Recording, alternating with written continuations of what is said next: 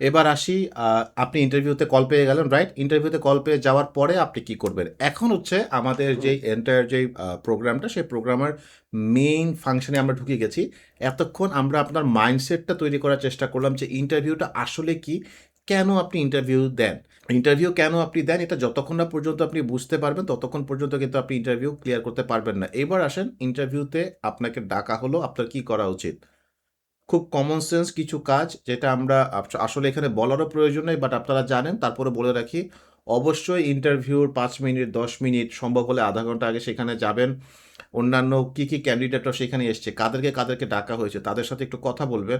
আগে দেখে নেবেন যে ওখানে যাদেরকে ডাকা হয়েছে তাদের ইনস্টিটিউটগুলো কী, কোন কোন ইউনিভার্সিটি থেকে ডাকা হয়েছে, কত দিনের এক্সপিরিয়েন্স এমন লোক থেকে ডাকা হয়েছে। এতে কিন্তু আপনার একটা বেসিক আইডিয়া হয়ে যাবে। মনে রাখবেন, যদি কখনো আপনার কাছে মনে হয় যে পার্টিকুলার ওই চাকরির ইন্টারভিউতে আপনি লিস্ট কোয়ালিফাইড, হ্যাঁ? তাহলে কখনোই সেটা নিয়ে মন খারাপ করবেন না। একটা কথা মনে রাখবেন যে যখন আপনি ইন্টারভিউ পর্যন্ত কল পেয়ে গেছেন, কোনো ক্যান্ডিডেটের চেয়ে আপনাকে ছোট করে দেখা হবে না।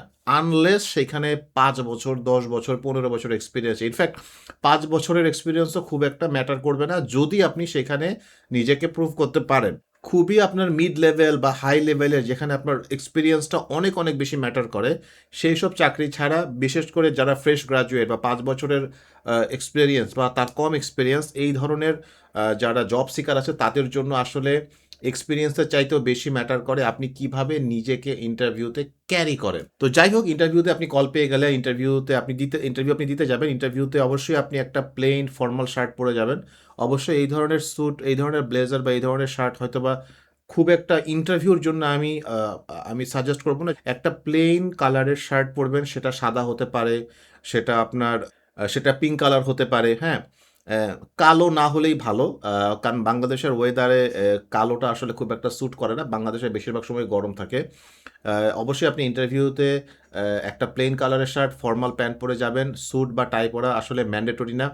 তবে যদি আপনি ব্যাংকের চাকরির ইন্টারভিউ দিতে চান বা এমন কোনো কোম্পানিতে ইন্টারভিউ দিতে চান যেখানে আ ফরমাল ড্রেসটাকে অনেক বেশি আপনার প্রায়োরিটি দেওয়া হয়, তাহলে সেক্ষেত্রে আপনি স্যুট বা টাই পড়তে পারেন। বাট আমি কখনোই কোনো চাকরির ইন্টারভিউতে টাই বা স্যুট কোনোটাই পড়ি নাই। এটাতে আপনার আসলে কোনো সমস্যা হবে না, কখনোই হয় না। আমাদের দেশের ওয়েদারে যখন আপনি গরমের সময় ইন্টারভিউ দিতে যান, তখন কিন্তু আসলে আপনার স্যুটটা একটু মূলত বিব্রতই করবে। এটার কারণ হচ্ছে যে আপনি তো আসলে বেশিরভাগ ক্যান্ডিডেটরাই গাড়িতে করে, ব্যক্তিগত গাড়িতে করে যাবেন ইন্টারভিউ দিতে, রাইট? তো এই কারণে ওটা আসলে খুব একটা বেশি ম্যাটার করে না। বাট যদি আপনার একটা স্যুট থাকে, আপনার যদি একটা প্রেজেন্টেবল স্যুট থাকে, আপনার যদি ফরমাল শার্ট থাকে, যদি আপনার টাই থাকে, আপনি সেটা পরতে পারেন, বাট ওটা ম্যান্ডেটরি না।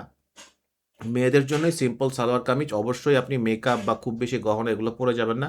কারণ এগুলো একটু অড লাগে, ঠিক আছে? কেন অড লাগে সেটা নিয়ে অনেকক্ষণ কথা বলা যায়, বাট আমার মনে হয় এই সেশনে এগুলো বলাটা উচিত না। দেখেন, আপনার মেকআপ বা আপনার গহনা বা আপনার ঝলমলে ড্রেস, হ্যাঁ? এগুলা কিন্তু আসলে এমপ্লয়ারের দৃষ্টি আকর্ষণ করে, রাইট? আর আপনার যদি উদ্ভট প্রিন্টেড শার্ট হয়, আপনার যদি বিভিন্ন কালারের পার্টি যেই স্যুটগুলা পরে ওগুলো যদি আপনি পরে যান, এতে কিন্তু আসলে আপনার কমন সেন্স সম্বন্ধে একটা ধারণা পাওয়া যায়, রাইট? মূলত ইন্টারভিউতে সেই পোশাকটাই পরা উচিত যেই পোশাক আসলে কারো দৃষ্টি আকর্ষণ করবে না। সিম্পল। শুধুমাত্র আপনার দিকেই ফোকাস যাবে, আপনার পোশাকের দিকে না। এইরকম পোশাকই পরা উচিত যেই পোশাকটা খুবই টিপিক্যাল, খুবই ফর্মাল। আরেকটা কথা বলে রাখা ভালো, কখনো ইন্টারভিউটা রিশিডিউল করবেন না। এই কাঠখড় কম্পিটিশনের যুগে আপনি যদি ইন্টারভিউ কল পেয়ে বলেন যে আমি এটা আগামীকাল না পরশু আসবো, তাহলে ধরে নিতে পারেন যে আপনার ওই চাকরিটা আর হবে না। কারণ আপনাকে ওরা আর ডাকবে না। কারণ এমপ্লয়াররা আসলে আশাই করে না যে আপনি রিশিডিউল করবেন। যেহেতু আপনি এপ্লাই করেছেন, আপনি জবের জন্য অ্যাভেইলেবল, এমপ্লয়াররা মনে করে আপনি ডাকলেই চলে আসবেন। তাই কখনোই আপনার চাকরির ইন্টারভিউ কল পেলে, যদি ভালো কোম্পানি হয়, এটা রিশিডিউল করার চেষ্টা করবেন না। রিশিডিউল করলে আপনি হয়তোবা ওই ওই সুযোগটা আর পাবেন না। ইন্টারভিউয়ারদের জন্য ইন্টারভিউটা খুবই, খুবই বোরিং, রিপিটেটিভ এবং বিরক্তিকর একটা প্রসেস, রাইট? তাই ইন্টারভিউদের আসলে এত সময় নেই যে আপনার জন্য আরেকটা শিডিউল করবে। কারণ এটা একটা বিশাল আ আপনার শিডিউল করে তা কয়েকজন মানুষ বসে থাকে যে ক্যান্ডিডেটরা আসবে, তারা ক্যান্ডিডেটদের ইন্টারভিউ নিবে। তাই আপনি যদি রিশিডিউল করেন, যদি ভালো কোম্পানি হয়, আপনার সেখানে চাকরিটা আর হবে না। তো যাই হোক, আপনাকে ইন্টারভিউতে ডাকলো, আপনাকে এবং আপনি ইন্টারভিউর যে রুমটা আছে সেই রুমটাতে ঢুকলেন। ঢোকার পর থেকেই কিন্তু আপনার ক্যারিজমাটা দেখানো শুরু। ১ম যেই কাজটা আপনি করবেন সেটা হচ্ছে ধরেন ইন্টারভিউতে যে ৪ জন মানুষ আসে, এই ৪ জনকে আপনি আগে অ্যাকনলেজ করবেন। তাদের দিকে তাকাবেন, প্রত্যেকের দিকে। সবাইকে সালাম দেওয়া সম্ভব না। ১ম এ তো আপনি অবশ্যই বলবেন, "মে আই কাম ইন?" যদিও আপনাকে ডেকেছে, আপনি তারপরও আ দরজা খুলে অনুমতি নিবেন। "May I come in?" বলবেন, তারপর বসার অনুমতি চাইবেন, ঠিক আছে? সিটটা দেখায় বলবেন, "may I have a seat?" তারাই আপনাকে ইশারা দিয়ে বলবে বা মুখে বলবে যে আপনি বসেন। এরপর আপনি প্রত্যেকটা ইন্টারভিউ বোর্ডের যারা মেম্বার আছে তাদের দিকে একবার করেও তাদের দিকে একটা নড দিবেন। মানে একটা মিষ্টি হাসি দিয়ে প্রত্যেককে প্র রিকগনাইজ করবে যে আপনি তাদেরকে নোটিস করেছেন, রাইট? অনেকটা এইরকম। ঠিক এরকম আপনি মাথা ঝাঁকিয়ে, কারণ আপনি সবাইকে আসসালামু আলাইকুম, আসসালামু আলাইকুম, আসসালামু আলাইকুম এটা বলতে পারবেন না, রাইট? প্রত্যেককে একবার করে আপনি সালাম দিতে পারবেন। এটা খুবই টাফ, হ্যাঁ? আর দয়া করে হ্যান্ডশেক করতে যাবেন না, কারণ হ্যান্ডশেকটা আসলে পরের জন্য বা একেবারে শেষের দিকে। আমি বলছি, বাট আপনি ঢুকবেন ইন্টারভিউ বোর্ডে, ঢুকে সবাইকে একবার অ্যাকনলেজ করবেন। সবার দিকে একবার আই কনট্যাক্ট করবেন। অবশ্যই আপনি হাসবেন। আপনি যদি হাসতে না পারেন তাহলে ইন্টারভিউ দিতে যাওয়ার প্রয়োজন নাই।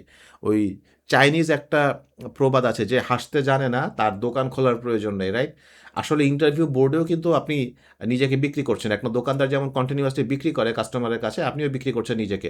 তাই নিজেকে বিক্রি করার আ ১ম শর্ত হচ্ছে আপনাকে একটু হাসতে হবে, রাইট? এটার কারণ কি? এটার কারণ হচ্ছে আপনি তাদেরকে বোঝাচ্ছেন যে, "আপনি যে আমাকে ইন্টারভিউতে ডেকেছেন এটার জন্য আমি খুবই গ্রেটফুল। আমি খুবই হ্যাপি। আমি আপনাদেরকে ধন্যবাদ জানাচ্ছি। আপনার এক্সপ্রেশনের মাধ্যমে আমি খুবই হ্যাপি যে আপনারা আমাকে ইন্টারভিউতে ডেকেছেন। আমি খুবই লাকি ফিল করছি এবং আ আমি একটা চমৎকার ইন্টারভিউ দিতে চাই।"